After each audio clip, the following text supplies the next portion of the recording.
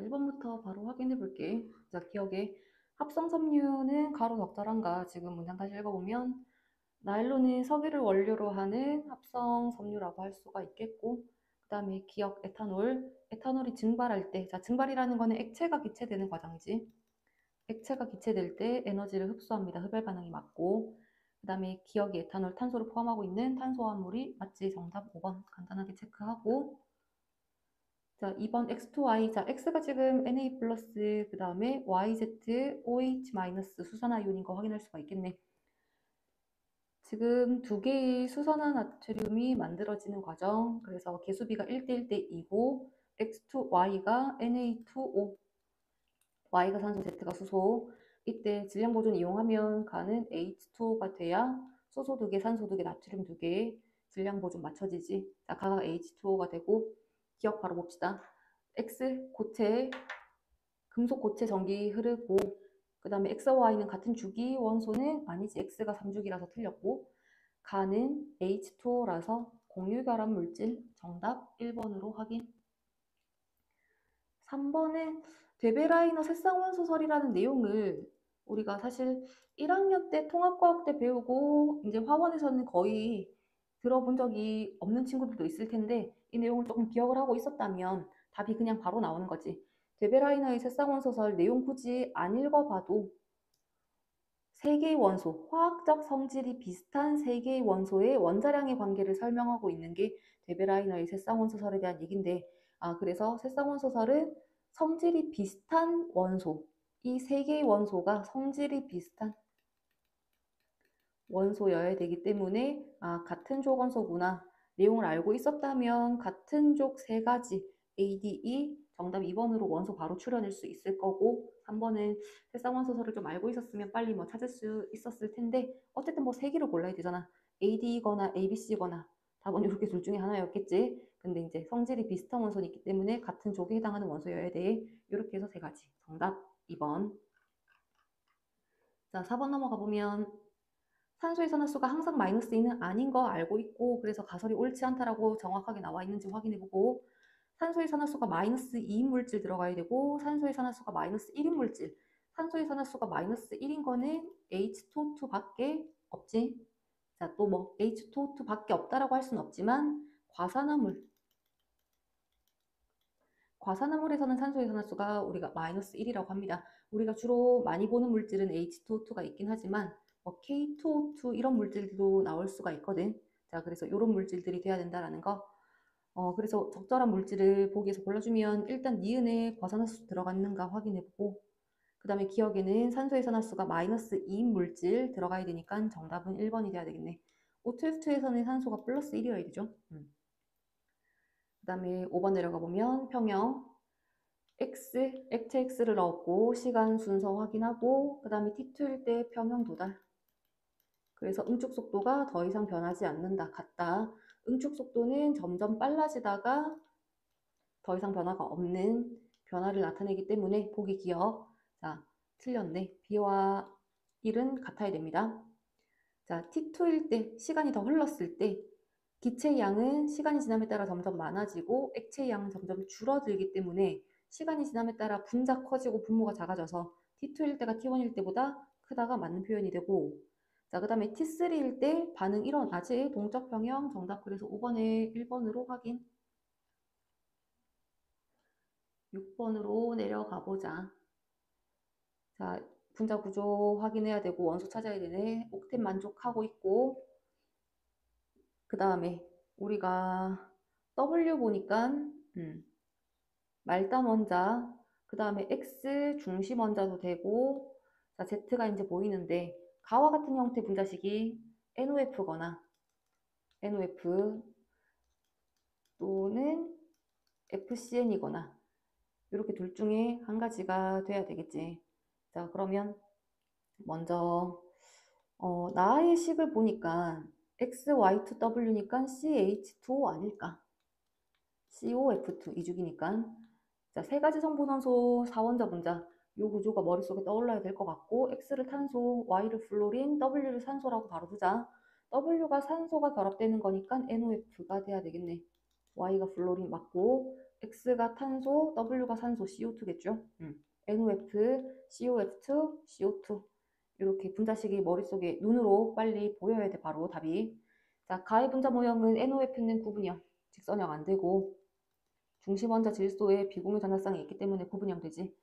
자, 그 다음에 극성 분자는 구분형. 그 다음에 평면 삼각형인데 세 꼭지점에 서로 다른 게 결합되어 있으면 극성 분자.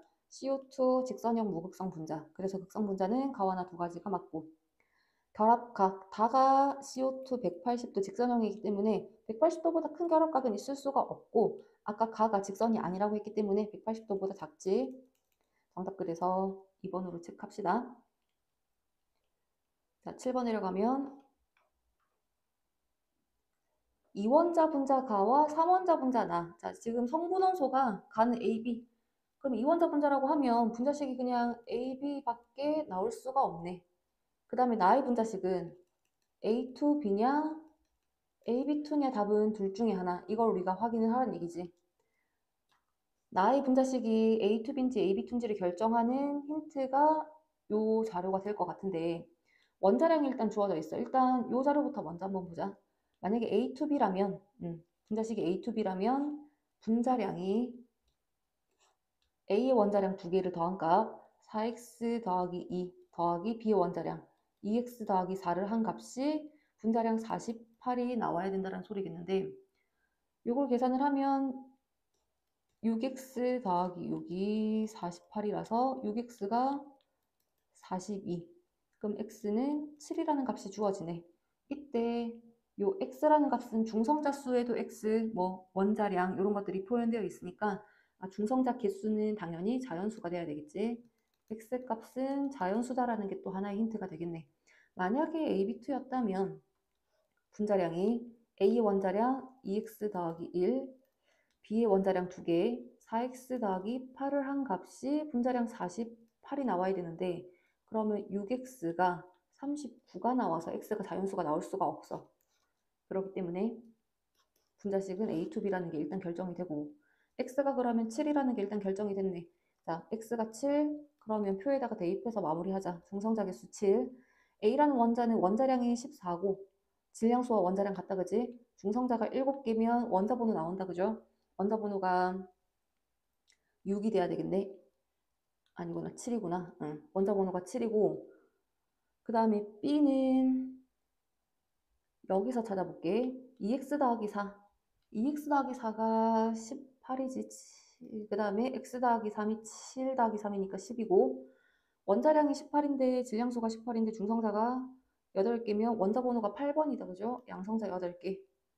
자, 그러면 일단 기억 볼게.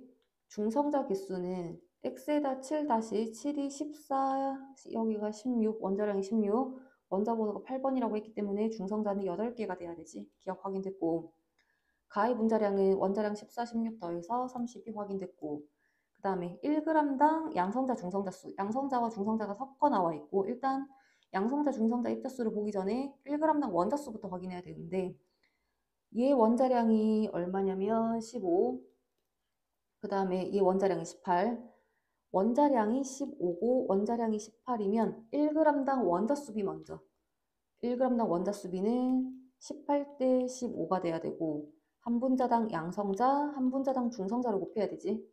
자, 이 A에 들어있는 중성자 개수 8, X가 7이었으니까.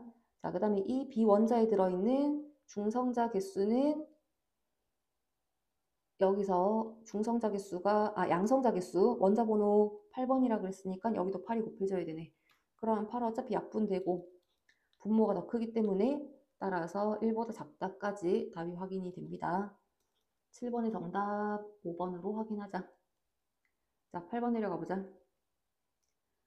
순차 이온 에너지가 지금 주어졌는데, 우리 순차 이온 에너지 좀 외우고 있으면 좋을 게, 나트륨, 마그네슘, 알루미늄의 제1차 이온 에너지 496, 738, 578 요거 알고 있으면 좋지.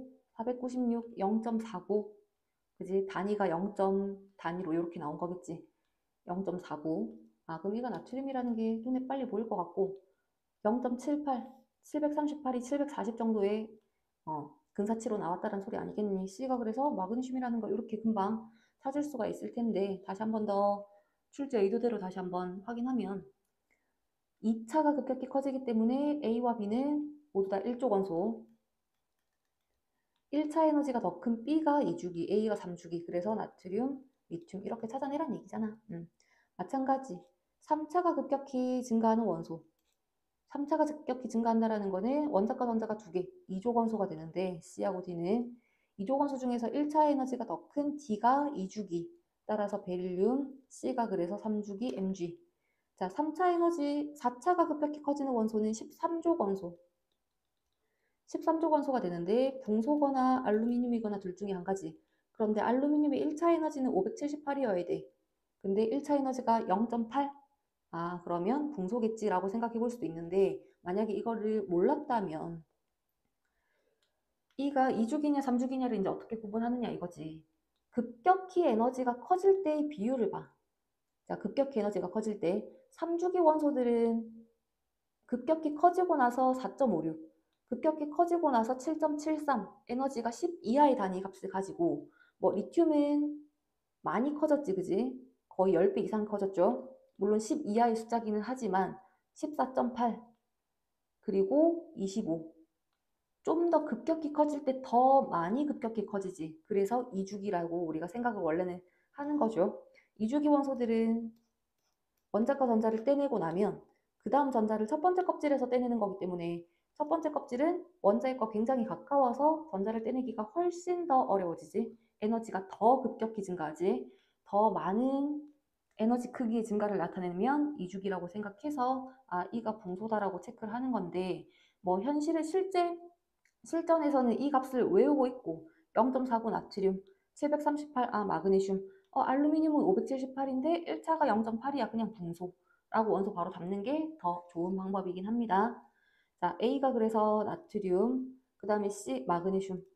지금 나와 있는 원소들 중에서 원자 반지름은 무조건 나트륨이 제일 크지. 2, 3주기 모든 원소들 중에서 원자 반지름은 왼쪽 아래로 갈수록 커지기 때문에 2, 3주기 내에서는 나트륨이 가장 커. A가 나트륨이면 C가 누군지 굳이 확인을 안 해도 나트륨의 원자 반지름이 가장 크다라고 얘기를 해줘야지.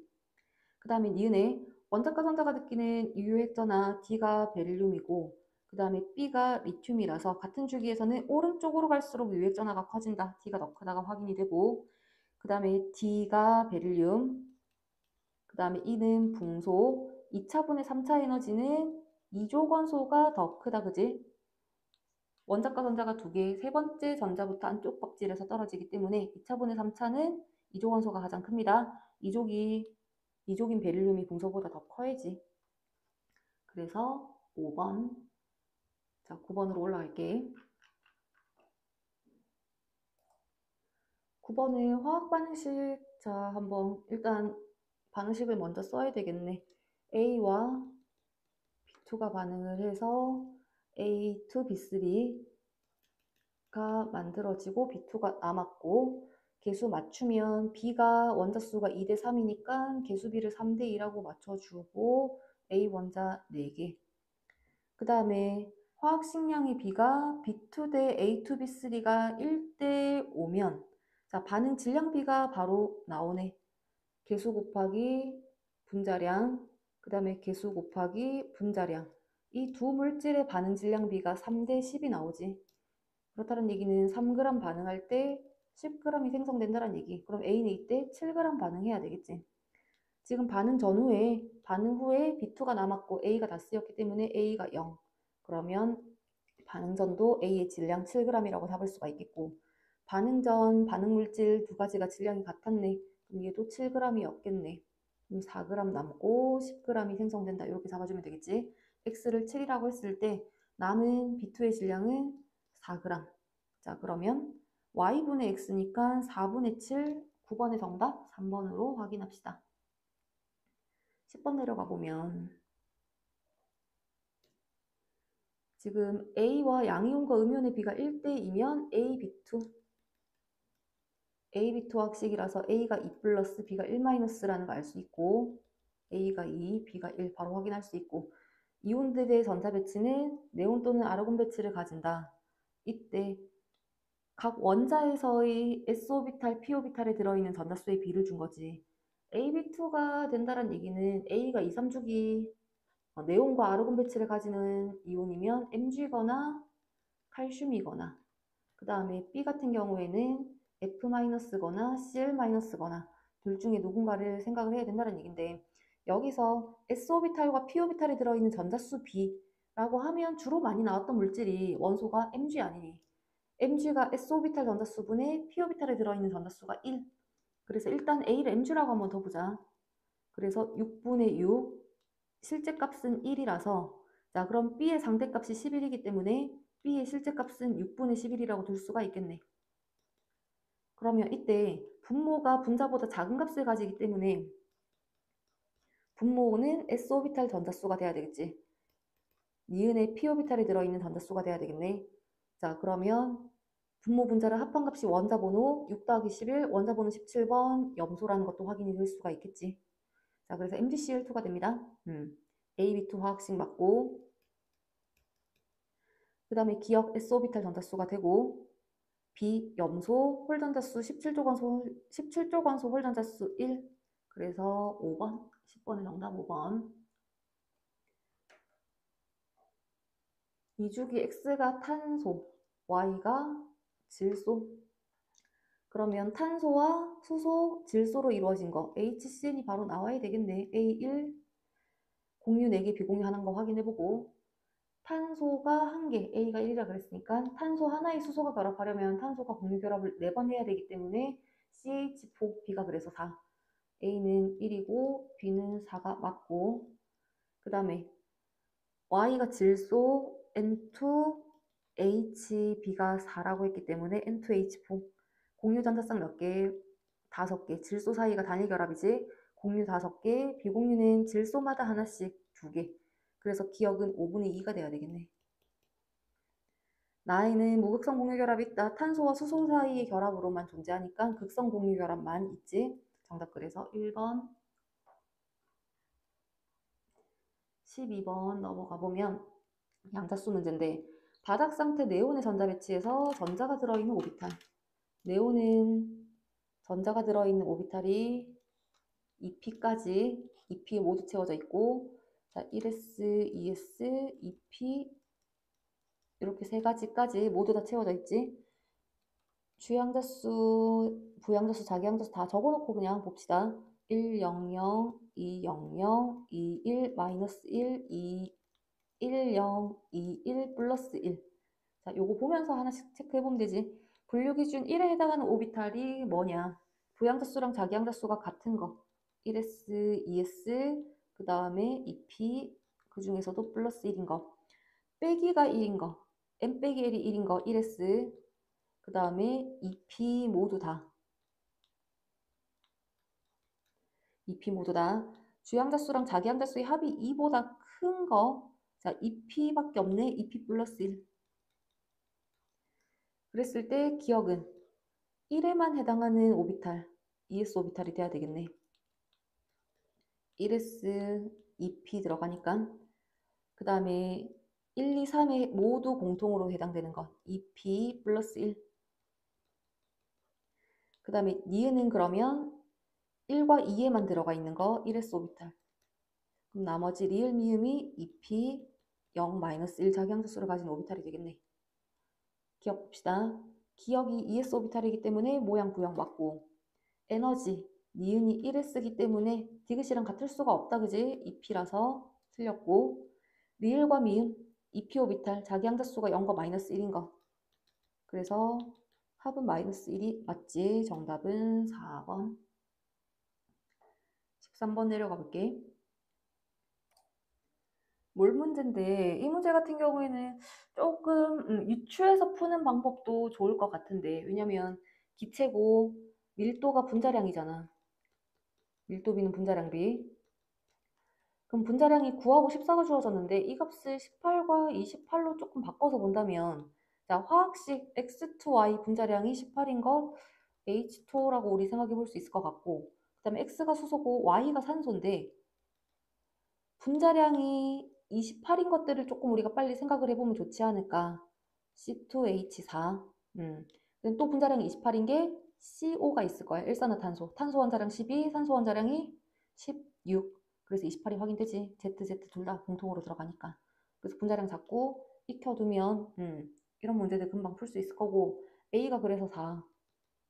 그 다음에 2B가 2니까 B는 1. 이렇게 해서 문제 금방 풀립니다.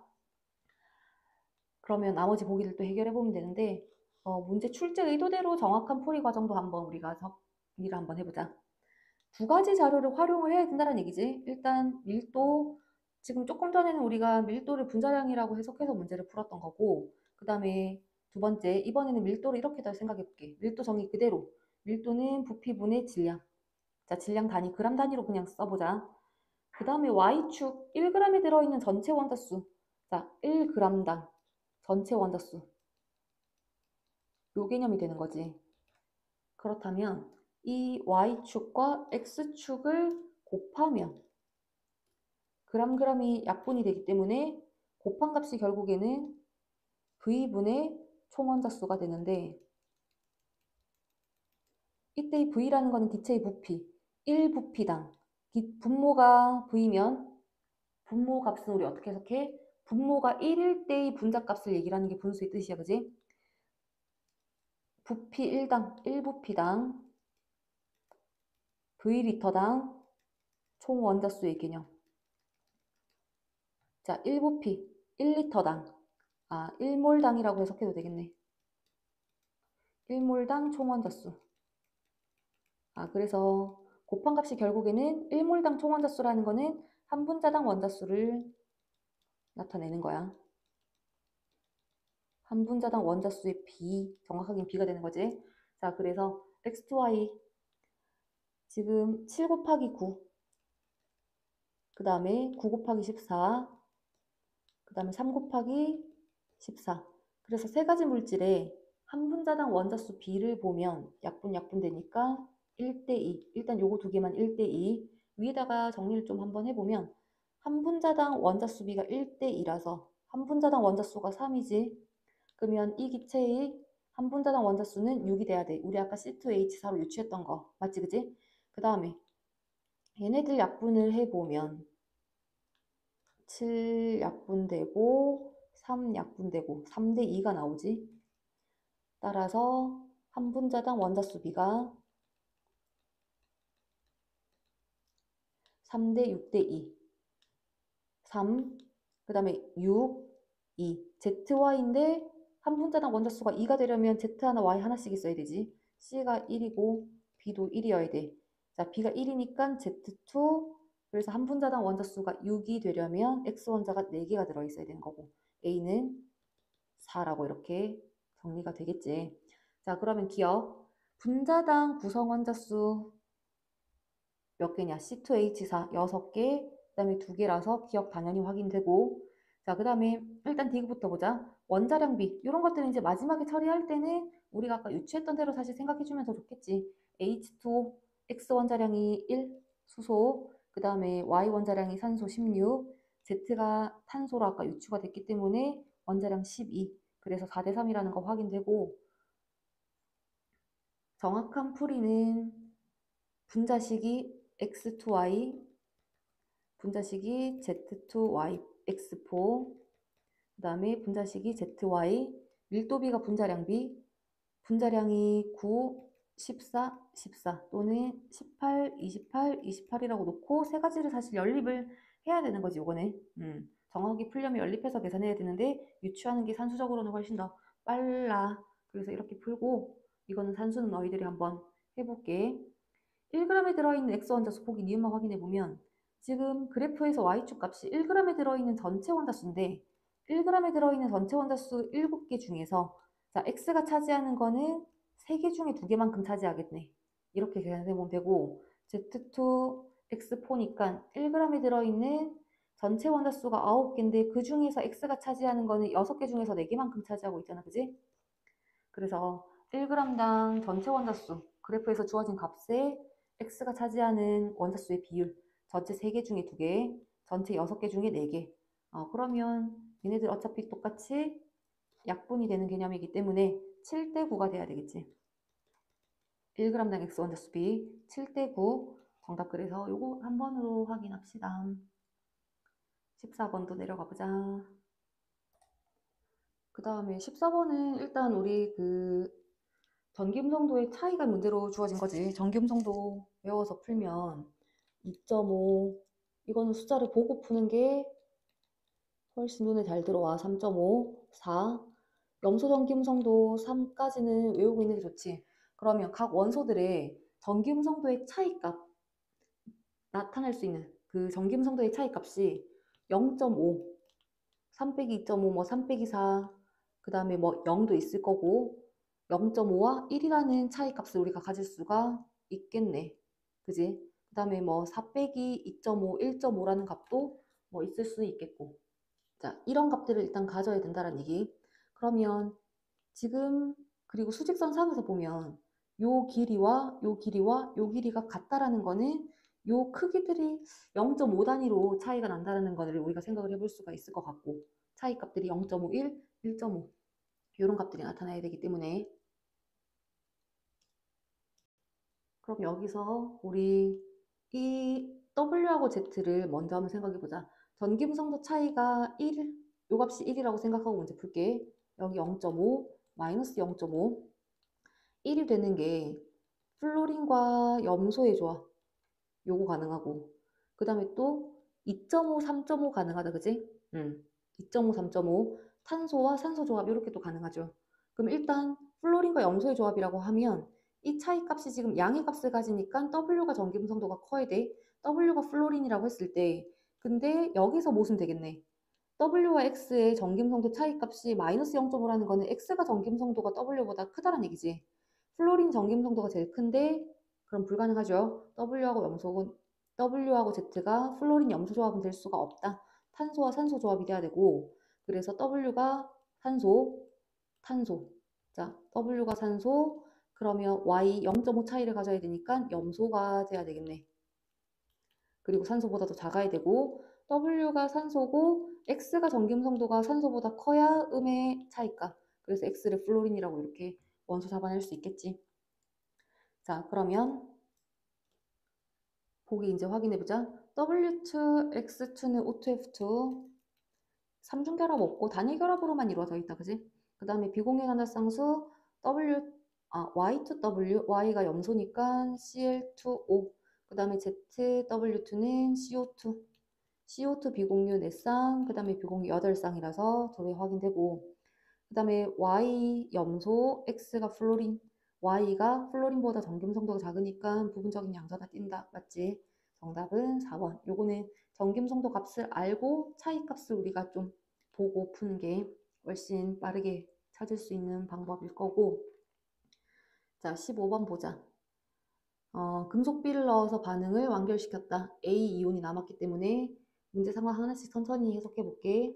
금속비가 모두 반응했다라는 거 체크하고, 그 다음에 금속 C를 넣어서 반응을 완결시킨다.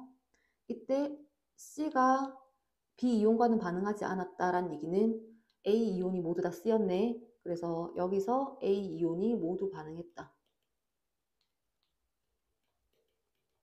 라는 것도 확인해 볼 수가 있겠고, 자, 용액 속에 들어있는 이온, 지금 이온수를 보는데 가에서 나가 될 때 금속 B가 들어가서 반응했을 때 이온수가 증가했다, 그지? 이온수가 증가했기 때문에 새로 생성된 B이온의 전하가 A이온보다 전하량의 크기가 작았다라는 거. 그러면 A의 전하는 2가 또는 3가. 자, 만약에 A가 2가였다면 A2 플러스가 반응해서 B 플러스가 생성이 될 때 반응하는 이온수 B는 1대 2여야 돼. 자, 가에서 나가될 때 A2 플러스가 N몰 반응했다면 B 플러스는 2N몰만큼이 생성되고 이온의 변화량, 이온의 몰수 변화량이 N만큼이 증가인데 X에서 2X가 됐으니까 이 증가량이 X가 된다는 소리야. 자, 그렇다면 A2 플러스가 X몰이 반응했다는 얘긴데 처음에도 X몰이 있었는데 X몰이 반응해서 A가 남았다? 말이 안 되지, 그지? 자, 그래서 A가 2가가 아니라 3가가 돼야 된다는 거.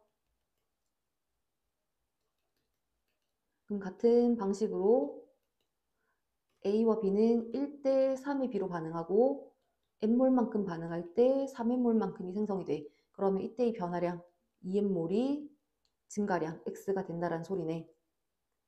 그러면 실험 2에서, 실험 2가 아니라 가에서 나가 될 때 A3 플러스가 N몰만큼 반응했다는 얘기는 0.5X몰만큼 반응했다라는 거 알 수 있다. 그지? 0.5X 반응. 처음에 X몰에서 0.5X 반응, 0.5X가 남았다는 얘기고 나용액 속에 들어있는 A3 플러스는 0.5X몰. 전체 이온이 2X몰만큼 있어야 되니까 1.5X몰만큼 용액 속에 녹아있고 B 플러스가 다해서 반응하지 않았기 때문에 여기 그대로 1.5X몰이라는 거 이온수 확인할 수가 있고 자 그러면 이제 C가 이가양이온이라고 나와 있으니까 A와 반응하는 C A3 플러스와 반응해서 C2 플러스 이온이 생길 때 반응하는 이온수비 2대 3 자 그러면 여기서 0.5X의 A 이온이 모두 반응하지 그럼 생성되는 C 이온은 0.75X만큼이 생성돼야 되네 2대 3으로 반응하니까 용액 속에 0.75X몰만큼이 존재하는데 그 이온들의 합이 9N이다라고 생각해 볼 수가 있겠네. 그래서 X값 찾아낼 수가 있고 자 일단 A가 3이고 2.25X 2.25X가 9. 자, 2.25가 2 더하기 0.25. 4분의 9가 되지, 그지? 4분의 9X가 9가 되는 거니까 X는 4. 그래서 3분의 4가 돼야 돼.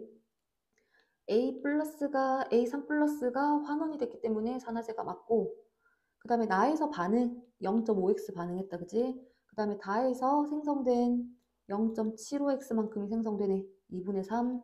정답 그래서 3번. 16번 보자. 지금 이온들의 몰수비가 주어져 있고 나가 중성이라는 거는 H 플러스 양과 OH 마이너스 양이 같다는 얘기지. 그래서 이 자료를 나에서의 OH 마이너스 양으로 한번 읽어 나가 볼게. H 플러스랑 OH 마이너스 양이 같아서 중성이 되는 거니까. 그럼 여기서 우리가 알 수 있는 게 가와 나에서 OH 마이너스 이온의 몰수비가 1대 50이란 얘기고 그 다음에 용액의 부피비가 지금 주어져 있지.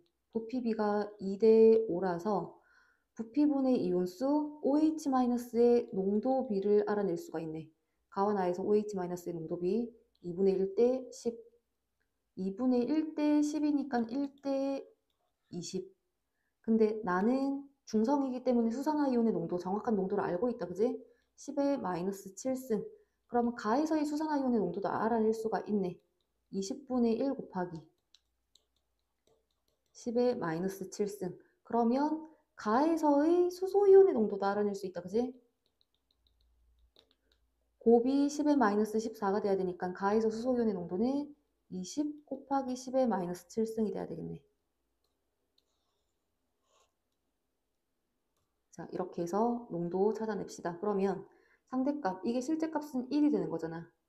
그럼 이 실제값을 표현을 하려면 양변을 모두 다 x로 나눴을 때 x분의 4가 OH-분의 H 플러스의 농도 실제값. 여기도 x분의 1 실제값. 자, 가에서 농도, 각 이온들의 농도 찾아냈기 때문에 B 10의 마이너스 7승 어차피 약분될 거라서 수소이온의 농도 20에 분모 20분의 1이 들어갈 거라서 여기 400이 돼야 되지. 그러면 400이 돼야 되니까 x가 x분의 1이 100이 돼야 되겠네. x분의 1이 100, 그럼 x는 100분의 1, 0.01이 맞고. 자, 그러면 이 b는 100이 돼야 된다는 얘기는 10의 제곱만큼이 돼야 된다는 얘기는 중성일 기준으로 해서 수소이온의 농도가 10배 크고 10배가 작아지면 되지. 수소이온의 농도가 10의 마이너스 6승, 10의 마이너스 8승이 돼주면 되겠네. 자, 그러면 가는 수소이온이 더 많기 때문에 용의 객성은 산성이다라고 잡아낼 수 있고 다에서 pH, pOH가 바로 보이고 또 pH 6, pOH가 8이라서 1보다 크다라는 거 금방 확인이 되지. 정답 2번으로 확인을 합시다. 17번 내려갈게. 17번 문제가 계산이 매우 복잡해질 수도 있는데 문제 상황만 잘 해석을 한다면 계산이 굉장히 또 간단하게도 풀릴 수 있는 문제라는 거. 자, 어떻게 해서 해결하는지를 따라가 보자. 일단은 식초 A 10g의 물을 넣어서 100g을 만들고 희석을 시켰고 밀도가 DA인 용액이 만들어졌고 근데 그 중에서 20ml만 중화 반응을 했는데 자, 이 20ml가 20DAg이다라는 걸 일단 체크를 할게. 밀도가 주어져 있기 때문에 활용을 해보자. 100g 중에서 20DAg만큼을 중화 반응에 사용을 합니다. 그래서 염기, A몰롱도 염기를 20ml 넣었더니 중화점이 됐다라는 표현이고 식초 B는 10g이 있는데 이것도 마찬가지로 희석을 시켰다, 그지? 그래서 50ml를 만들고 밀도가 DB라고 일단 나와 있고 그러면 전체 용액의 질량이 50dBg 밀도 활용해서 질량으로 일단 바꿔주고 근데 그 중에서 10g만큼만을 중화 반응에 사용을 하는 거야. 자, 우리가 흐름이 자, 위에 정리해 볼게. 식초 A는 일단 희석을 시켰을 때 전체 100g 중에서 얼마만큼만 20DAg만큼만을 중화 반응했고 식초 B 희석시킨 용액 50dBg 중에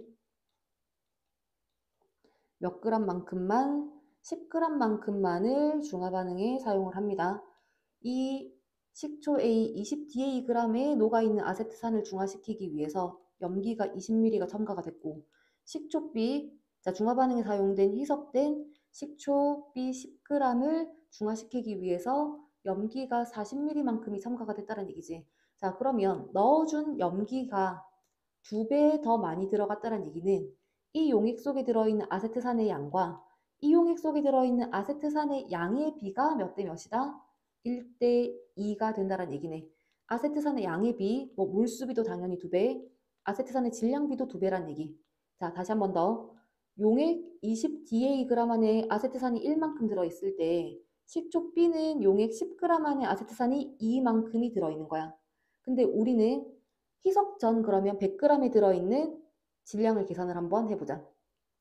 20DAg 안에 아세트산이 1만큼의 양이 들어있다면 식초 100g, 희석시킨 식초 100g 안에 들어있는 아세트산의 양은 그러면 얼마만큼이 들어있다라고 할 수가 있냐.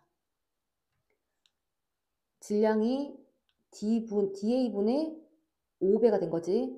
그래서 아세트산이 DA분의 5의 양만큼이 들어있다라고 표현을 할 수가 있겠네. 자, 요걸 g이라고 한다면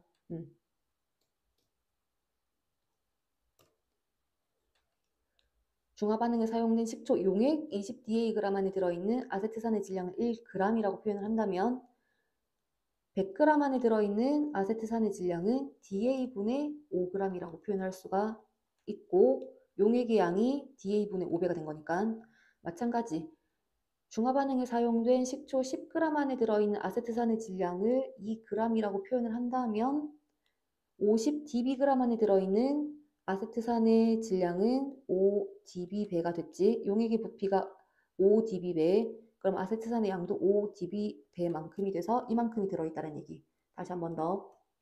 식초 100g 안에 희석시킨 식초 100g 안에 아세트산이 이만큼의 양.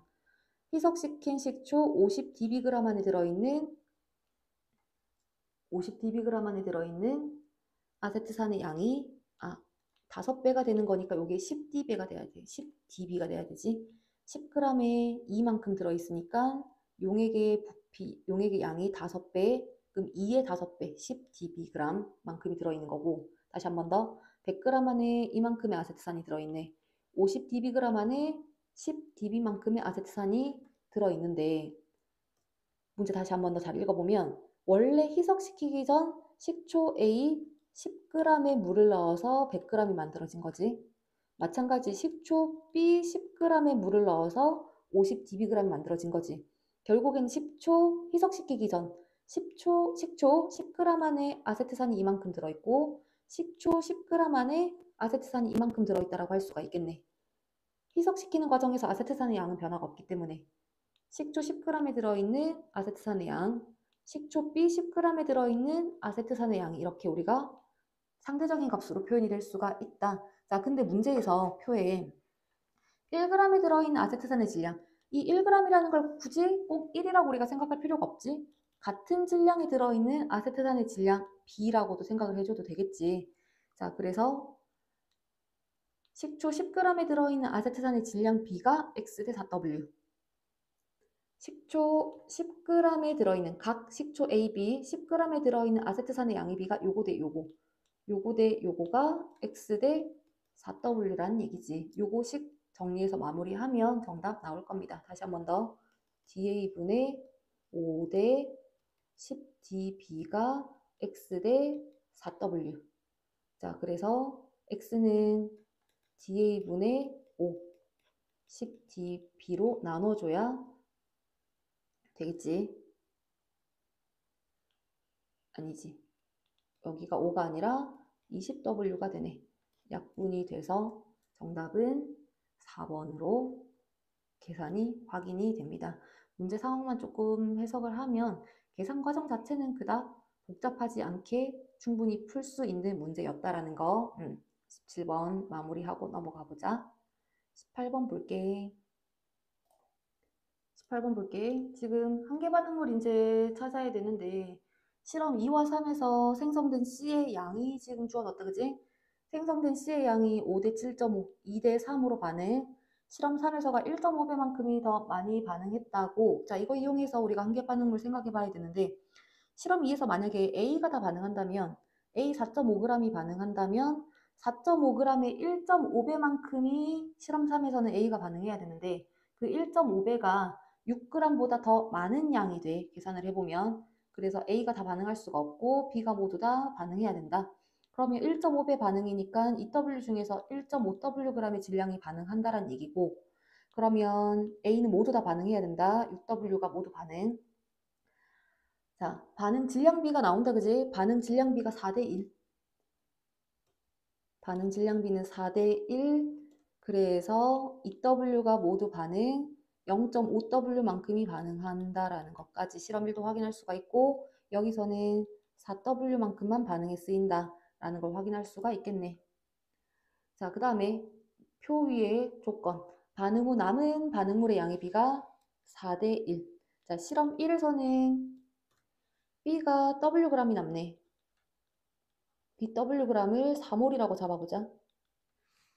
그 다음에 실험 2에서는 A가 0.5, 0.5Wg이 남는데 얘네들의 몰수를 1몰이라고 설정을 한다면 Wg을 4몰이라고 했기 때문에 1.5Wg은 6몰이라고 할 수가 있고 자 실험 1에서 반응 전 몰수 이제 하나씩 계산이 되지. 자 몰수 6몰 그 다음에 A는 0.5Wg을 1몰로 둔 거기 때문에 2Wg은 4몰이라고 이렇게 몰수 잡아주자. 자 그러면 4.5Wg은 9몰, 그 다음에 Wg은 4몰, 1.5Wg, 아니 2Wg은 그러면 8몰 반응점 몰수, 6Wg은 12몰 반응점 몰수가 이렇게 표현이 되겠네. 자 이제 전반후 채워서 마무리 한번 해보면 계수 이제 A 값 찾아야 되고 AA 더하기 B는 EC 세 개 다 정리해보자. 4몰, 6몰, 그 다음에 9몰, 4몰, 12몰, 8몰. 먼저 실험 1에서 A가 다 쓰였고 그 다음에 B는 0.5Wg만큼 반응했다. 그지? 0.5Wg 해당하는 몰수는 2몰이 되지. 2몰 반응했다는 게 나오고 B와 C가 1대2 개수비 1대2로 반응 4몰 생성된 게 보이네. 0, 4몰 남고 4몰 개수비 그래서 2대 1대2 이제 다 마무리하면 8몰 반응, 4몰 반응, 8몰 생성 1, 8 그 다음에 12몰, 6몰, 12몰, 0, 2, 12 이렇게 정리가 되겠고 자 A 개수 2 찾았고 그 다음에 X 자 먼저 확인하면 전체 기체 부피분의 C의 질량 C의 질량은 C의 몰수에 비례할 거고 부피는 전체 몰수에 비례할 거고 자 실험 1에서 전체 몰수 8 중에 C의 몰수는 4몰 그러면 실험 3에서는 전체 몰수 14몰 중에 C의 몰수가 12몰 자, 얘가 2분의 1, 그 다음에 7분의 6. 이 B를 쉽게 하기 위해서 분자를 통해 시켜보자. 6분의 12. 분자가 같으니까 분모비가 12대 7이면 7대 12가 돼야 되겠지? X 그래서 12. 자, 이제 분자량, 이제 질량 정리해주면 되겠네. 2g 반응, 이 W 생각할게. 그 다음에 반응한 질량이 0.5W, 0.5g 반응해서 C가 2.5g이 생성이 돼야지 질량 보존. 2 더하기 0.5는 2.5. 자, 그러면 A 3몰의 질량 2, C 3몰의 질량 2.5. 같은 몰수의 질량이 분자량 B, 분자량 B 2대 2.5. 이렇게 확인할 수가 있고, 그러면 분모 4, 4, 3, 12, 3 곱하기 2.5, 7.5. 그래서 4, 정답 4번으로 확인할 수가 있겠네. 2분의 15로 마무리합시다. 자, 농도 문제 올라가 볼게. 자, 그 다음 19번 농도 문제는 6몰농도 수용액과 5몰농도 수용액에 물을 넣는다. 둘 다 해석시키는 과정이네. 자, 일단은 먼저 보면 부피가 나와 있는 용액부터 보자. 5몰농도 50ml 수용액, B용액. 자, 지금 B용액에서 물을 50ml 추가했을 때 이 지점부터 우리가 첫 번째로 접근을 한번 해보자. 왜냐면 처음에 용액의 부피가 50이었는데 물을 50ml를 추가하면 용액의 부피가 2배가 된 지점이다. 그지? 부피가 2배가 됐기 때문에 처음 농도의 2분의 1배가 된다라는 게 바로 보이네. 5몰 농도에서 농도가 절반이 된 지점 2.5몰 농도라는 걸 바로 찾아낼 수가 있고, 따라서 OK가 2.5니까 K가 0.5라는 거. 그러면 이 지점의 농도는 4.5, 그 다음에 이 지점의 농도는 1.5 몰농도라는 거 농도 바로 잡아낼 수가 있겠네. 그러면 이제 이 지점으로 가보자. A 수용액에서 출발해 볼게. 농도비가 6대 4.5가 됐네. 이번에는 농도비부터 희석 전과 후 농도비가 6대 4.5, 농도비가 4대 3. 그러면 첨가하기 전후, 물을 첨가하기 전과 후 부피비는 3대 4여야 되고, 처음 부피가 V1. 자, 이 지점에서 물이 50ml만큼 들어갔기 때문에 나중 부피는 V1 더하기 50. 그래서 이 부피비가 3대 4가 돼야 되니까 여기서 V1이 계산이 되겠지. 150, 200이 되면 되겠네. V1이 150이라는 거 확인이 됩니다. 그 다음에 이제 요 지점 다시 들어가 주면, 자, 첫 번째, 두 번째, 그 다음에 세 번째 해석 포인트가 되겠네. A 수용액에서 마무리하자. 자, 농도비가 6몰 농도에서 1.5몰 농도. 요 지점에서도 똑같이 접근. 희석 전후 농도비가 6대 1.5, 4대 1. 따라서 부피비는 1대 4. 처음에 부피 우리 V1 계산했고 150ml. 자, 그러면 600ml가 돼야 돼. 그럼 150에서 600ml가 되려면 물이 450ml만큼이 추가가 돼야 되지. 넣어준 물의 부피가 V2라서 V2가 450. 자, V1이 150, V2가 450. 그래서 3분의 1이 돼야 되겠지. 이은 틀렸고. 자, 화학식량을 보면 이제 몰수를 확인을 합시다. 150ml. 농도 곱하기 부피가 몰수. 이 수용액 속에 들어있는 용질의 몰수 6 곱하기 150. 이 수용액 속에 들어있는 용질의 몰수 농도 곱하기 부피. 그래서 900, 250. 몰수비의 상대값이 지금 이렇게 표현이 되는데 그냥 0 하나씩 떼고 갈게. 상대값 B만 찾으면 되니까. 90몰이 있고 25몰이 있다라고 해보자. 자, 90몰의 질량이 18g. 그 다음에 25몰의 질량이 7g. 자, 우리 분자량 구하려면 같은 몰수의 질량 비교해주면 되는 거라서 100몰의 질량으로 한번 표현해보자. 90몰이 18g이면 100몰은 20g이 되겠네, 그지? A 100몰은 20g, 25몰이 7g이니까 B 100몰은 4배 28g. 따라서 같은 몰수의 질량비 20대 28, 분자량비는 20대 28. 20대 28이니까 5대 7이 계산이 되지. 그러면 기억하고 디귿 3번으로 마무리합시다. 자, 20번 내려가 볼게. 20번은 지금 농도가 다 상대값이긴 한데 여기서 뭐 전체 이온수, 그 다음에 양이온의 농도가 주어졌고 이 문제에서 첫 번째 출발점의 핵심은 농도가 2대1이라는 거. 농도가 2대1이기 때문에 같은 부피 속에 들어있는 이온수가 염기가 2배가 더 많은데 부피가 20, 40이야. 그러면 부피가 절반이 됐기 때문에 20ml 속에 들어있는 이온수와 40ml 속에 들어있는 이온수가 서로 같다. 그래서 그 같은 이온수 상대값을 우리가 숫자로 한번 잡아보자. 그냥 계산하기 편하게 40ml당 4개라고 잡아볼게. 20ml당 4개. 농도비가 2대1이라는 걸 이용을 해서 20ml와 40ml 안에 들어있는 이온수가 같다라고 이렇게 이온수를 잡는 게 가장 첫 번째 중요한 출발점이 되는 문제. 그러면 가수용액 같은 경우에는 액성도 바로 판단이 되지. 중성이라고. 그러면 50ml당 이온수도 이제 우리가 확인이 되고 20ml당 4개니까 50ml당 10개. 그 다음에 40ml당은 그대로 똑같이 4개씩. 이렇게 확인이 되고 그 다음에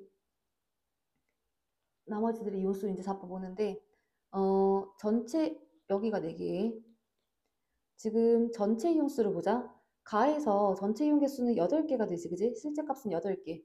그럼 전체 이온수가 4배가 되니까 전체 이온 개수가 32개여야 돼. 자, 나가 산성이냐 염기성이냐를 봐야 되는데 염기성이 될 수가 없다, 그지? 염기성이라고 하면 전체 이온 개수, 자, 일가산 다 쓰이고 이가 양이온과 음이온 차이만큼이 염기 전체 이온수에서 빠지는 거지. 자, 나가 만약에 염기성이라면 전체 이온수는 염기 전체 이온 개수 20개에서 1가 다 쓰이는 거니까 1가는 다 쓰이면 안 들어간 거나 마찬가지. 전체 이온수 영향 안 주고 아예 지워버리고 양이온과 음이온의 개수 차이만큼을 빼줘야 되는데 나가 염기성이라면 결국 용액 속에 들어있는 전체 이온수가 20보다도 작아야 돼. 근데 전체 이온 개수가 32개라고 지금 나왔으니까 염기성이 될 수는 없다. 아, 그래서 액성은 산성이다라고 액성 잡아줍니다. 자, 산성이면 염기가 다 쓰인다는 얘기네. 그럼 결국 전체 이온 개수가 32개라는 거는 1가 염기가 모두 다 반응했다, 그지? 그럼 1가 염기 용액 속에 들어있는 이온 개수는 전체 이온수 영향 안 주고 혼합 용액 속에 들어있는 전체 이온 개수는 혼합전 산수용액 전체 이온수와 같네. 근데 일가산수용액 속에 지금 이온이 8개가 들어있기 때문에 이가산수용액 속에 들어있는 전체 이온의 개수는 24개가 돼야 되겠지? 근데 이가라서 2대1 개수비로 들어가 있어야 되기 때문에 24개 중에서 2대1, 16개, 8개라고 이렇게 이온수 잡아 나가주자. 자, 그러면 이제 V값을 찾아야 되는데 일단은 2V당 8개, 16개, 그럼 V당 8개, 4개 여기까지 이온수 잡아낼 수 있고 여기는 3개라고 일단 이온수 표현할 수가 있고 자, 양이온의 농도 일단 양이온수를 먼저 정리를 한번 해보자. 농도니까 여기서 부피 개념 이용해서 V값 찾아낼 수가 있겠다, 그지? 자, 중성이고 양이온은 4개만 남지.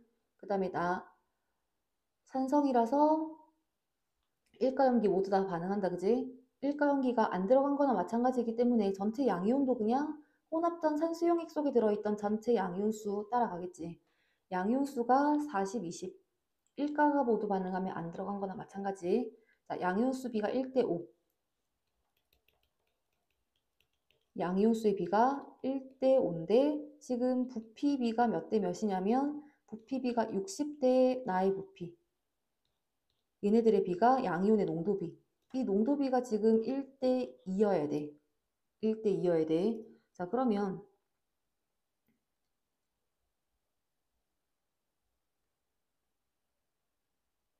여기서 1대2가 되려면 분자비가 1대5고 그럼 분모비는 1대 2.5의 비가 돼야 1대2의 비가 되는 거지. 그러면 나용액의 전체 부피는 가용액 부피의 2.5배. 60ml의 2.5배인 거니까 전체 부피가 몇 ml가 나와야 돼? 150ml가 나와야 되지. 2.5배. 응, 150ml. 나용액의 전체 부피가 150ml. 전체 부피 90 더하기 2V. 따라서 2V가 60이 나오고 V값은 30. 자, 이제 마무리하면 V값 30, 부피가 30이기 때문에 이온수 정의되지. 6개라고 정리가 되고 자, 양이온수 이제 다에서도 계산을 해보면 마찬가지 다용의 계획성도 산성이라는 게 확인이 되지. 그럼 또 마찬가지 염기는 다 쓰인 거라서 염기는 없는 거라고 생각해도 되고, 용액 속에 들어있는 전체 양이온수는 산수용액 속 양이온수 그대로 양이온수가 11, 그 다음에 용액의 전체 부피는 90. 그러면 가와 다에서의 비를 보자. 가와 다에서의 비가 60분의 1 대 11분의 90이니까 분모를 통일시켜볼까? 분모를 통일시켜보면 90분의 1.5 대 90분의 11. 아, 실제 개수지 요거는. 4였지. 여기가 20이었지. 1대 5가 되는 게, 자, 60분의 4 대 90분의 11의 비가 1대 기억이 되는 거라서 다시 한 번 더 분모 90으로 통일시키면 6대 60분의 6대 90분의 6대 60분의 4를 90분의 6으로 바꾼 거고 90분의 11 6대 11이 되겠지. 6대 11 6대 11의 비 따라서 상대값이 1이기 때문에 기억은 6분의 11이라는 기억은 6분의 11이라는 값이 나타나겠네. 자, 따라서 55가 정답으로 확인이 됩니다. 자, 20번까지 마무리 끝. 고생들 하셨습니다.